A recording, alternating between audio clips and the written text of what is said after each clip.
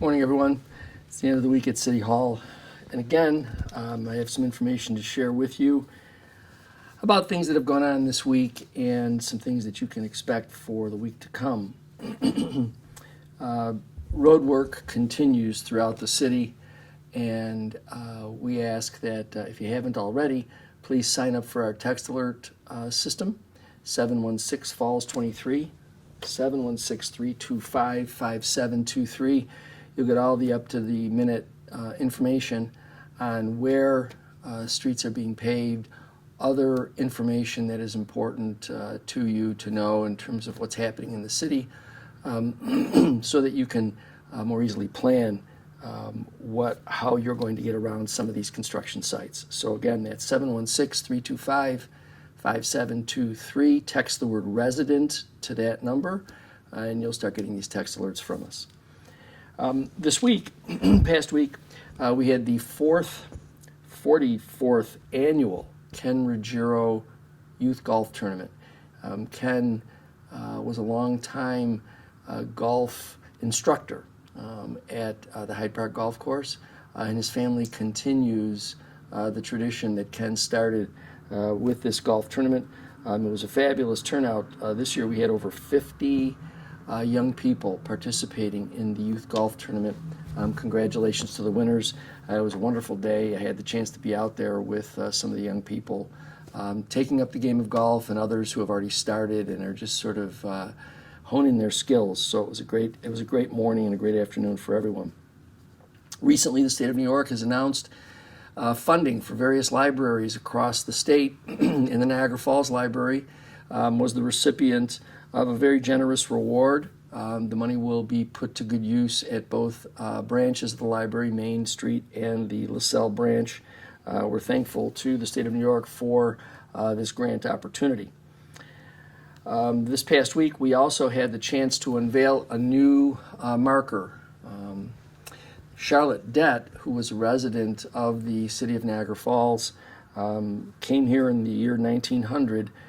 She was a famous suffragette advocate, as well as an activist, really ahead of her time, but greatly influencing the passage of the 19th Amendment and the women's right to vote. All of those things that were very, very important in the turn of the century. And again, it's the city of Niagara Falls being able to showcase the fact that for a small place, tucked away in the far west corner of the state of New York, the city of Niagara Falls has been instrumental not just in local history, not just in statewide history, but even in national history. So I'd like to invite everyone.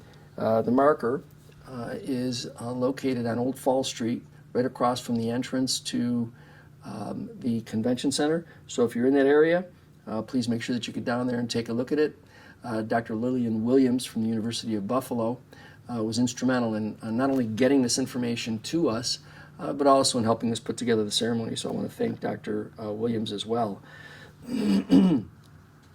Today, the Niagara Falls City School District has its third annual Kindergarten Transition Jamboree. I'm looking forward to being with the kindergarten students a little bit later today. It's a fun time. I know that it's hard for everyone to believe, but yes, school is right around the corner. And I think this will give an opportunity for the young people to get themselves once again back into the sense that school will be here before we know it. So I'm looking forward to that. In the coming week, we have a couple of things that will be happening. The city market on Monday, the 21st, will have the Children's Story Circle. Children's Story Circle from 10 until 12. That's at the city market. Information on that will continue to come out over the weekend as well as today and over the weekend, rather. So be on the lookout for that, and please get yourself down there with the children between 10 and 12 on Monday. The library will be having a little barbecue out by the library area, Main Street Library, in celebration of what was another successful year for them. And then on the 25th, the Niagara County Law Enforcement Academy will hold its graduation. Again, the young men and women who are going to commit themselves to protecting all of us all throughout the county. So I look forward to attending that. As I've been doing all throughout this particular year, I want to also talk again about, I really should call this the Niagara Falls Redevelopment Fables, because it seems like over and over again they tell stories. The most amazing story, or among the most amazing stories, because they're all so pretty preposterous, but there's a story that somehow or another the idea of a multi-use event center was an idea that just came out after NFR announced this invisible project for a data center. And nothing could be further from the truth.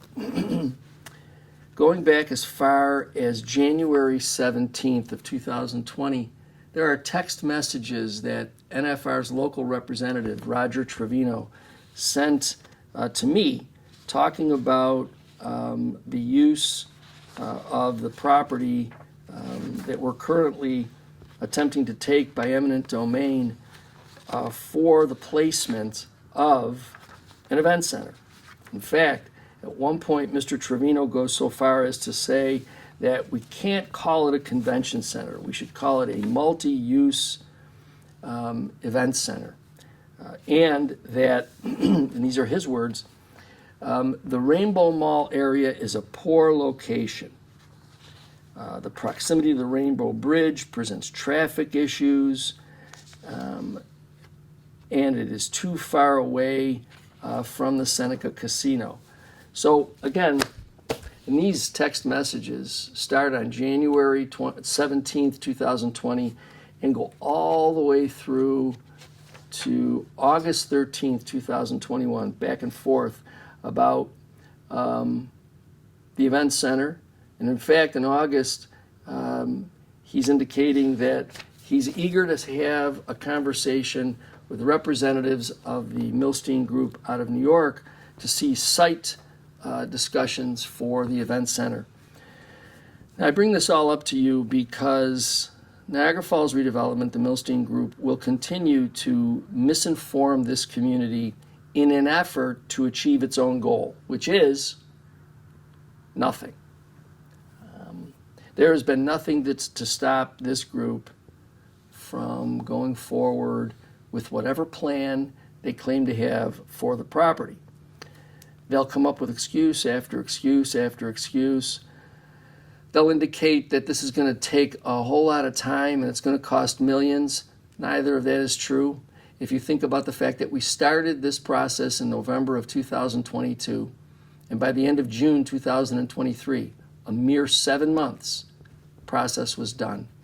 They'll appeal a unanimous decision, see where they can go with that, and that's their right. That's their right to seek an appeal. In my humble opinion, I don't know that they'll be able to get the higher court to take a look at the case, but we shall see that. In terms of costing millions in attorney's fees, nothing could be further from the truth. As a matter of fact, it happened so quickly that all of us were really taken how swift this process went. So I only ask those who take the time to read some of this information that NFR puts out to remember that it's really more in the nature of public relations by their media specialists, and it really has no basis in fact. So we'll continue to move forward. We would like to think that certainly by the end of this year, we will be talking about value and then get ourselves to the point of closing on the transfer of the property. Again, we're looking forward to some very good weather over the weekend and in the coming week. I ask you to please be careful as you're out there, whether you're driving, biking, jogging, or simply walking about the trails downtown. Please be careful. Make sure that you're mindful of other pedestrians if you are driving. And those of us who are biking, please make sure that you also pay attention to the rules of the road. Enjoy the weekend. It's going to be a fabulous one, and I look forward to talking to you again next week.